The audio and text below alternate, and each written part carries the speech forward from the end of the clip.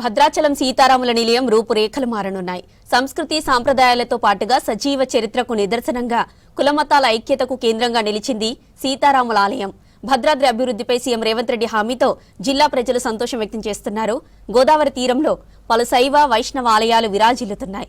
బాసర నుంచి భద్రాద్రి వరకు ఆధ్యాత్మిక సర్క్యూట్ ఏర్పాటుతో గోదావరి నదీ తీరం రూపురేఖలు మారే అవకాశాలున్నాయి.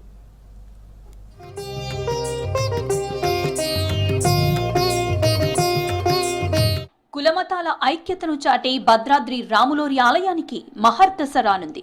నిజాం ప్రభుత్వ ఖజానాతో నిజాం ప్రభుత్వం పంపే పట్టు వస్త్రాలతో గులాల్ రంగు తలంబ్రాలతో అంగరంగ వైభవంగా నిర్వహించే సీతారాముల కళ్యాణం తెలుగు రాష్ట్రాల్లో ఆదర్శంగా జరుగుతోంది. ఇప్పుడు సీతారాముల నిలయాన్ని సింగారించడానికి రాష్ట్ర ప్రభుత్వం సిద్ధంగా ఉందని సీఎం రేవంత్ రెడ్డి ఖమ్మం బహిరంగ సభలో ప్రకటించారు.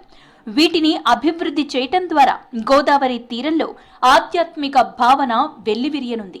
ఈ క్షేత్రాల్లో కొన్ని పురాతన ఆలయాలు, కొన్ని రామాయణ ఇతివృత్తంతో పెనవేసుకున్నవి, మరికొన్ని చారిత్రకపరమైనవి కలిగి ఉన్నాయి. వీటిలో కొన్ని ఆలయాలు ప్రస్తుతం శిథిలావస్థలో ఉండగా వీటిని పునరుద్ధరించటం వల్ల ఆయా క్షేత్రాల చరిత్రను భావితరాలకు అందించే వెసులుబాటు లభిస్తుంది. ఇందుకు సంబంధించిన అభివృద్ధి పనులు త్వరలోనే చేపడతామని ప్రకటించింది రాష్ట్ర ప్రభుత్వం. రాబోయే 2027 గోదావరి పుష్కరాలలో భాగంగా ఇందుకు సంబంధించిన పనులు వేగవంతమయ్యే అవకాశాలు కనిపిస్తున్నాయి.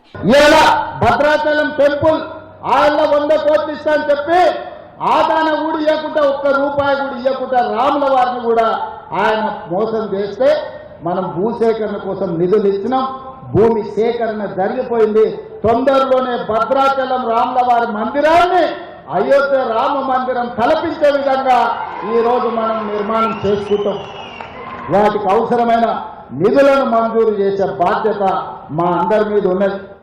బాసర నుంచి భద్రాద్రి వరకు గోదావరి నదీ తీరంలో ఎన్నో ప్రసిద్ధి చెందిన ఆలయాలు కొలువుదీరాయి. నిర్మల్ జిల్లాలోని శ్రీ జ్ఞాన సరస్వతి ఆలయంలో చిన్నారులకు అక్షరాభ్యాసం, పూజలు నిర్వహిస్తూ ఉంటారు. చెన్నూరులో జగన్నాథ దేవాలయం, అగస్తేశ్వర స్వామి దేవాలయం, ఆదిలాబాద్ జిల్లా కేస్లాపూర్లో నాగోబా దేవాలయం ఉంది. ధర్మపురిలో శ్రీ లక్ష్మీ నరసింహస్వామి ఆలయం, భద్రాచలంలో శ్రీ సీతారామచంద్ర స్వామి ఆలయాలతో పాటు పలు దేవాలయాలు కొలువుదీరి ఉన్నాయి. ఈ ఆలయ రూపురేఖలు మార్చి సరికొత్త శోభ సంతరించే విధంగా నిర్మాణాలు చేపట్టాలని భావిస్తోంది సర్కార్. అయోధ్యగా పేరుగాంచినటువంటి భద్రాచలం 2027లో పుష్కరాలు ప్రారంభమవుతున్నాయి.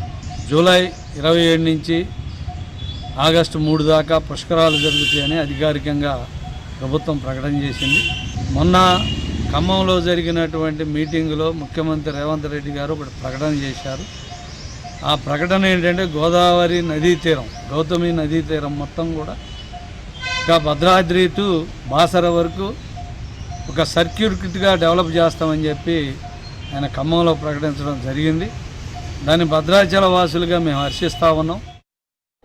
దశాబ్ద కాలంగా రామభక్తులు ఎదురు చూస్తున్న రామాలయ అభివృద్ధి పనులకు వచ్చే నవమి నాడు మోక్షం లభిస్తుందన్న ఆశ వ్యక్తమవుతోంది. భద్రాద్రి రామాలయ అభివృద్ధికి చిత్తశుద్ధితో ఉన్నామని ఇప్పటికే సీఎం రేవంత్ రెడ్డి ప్రకటించారు.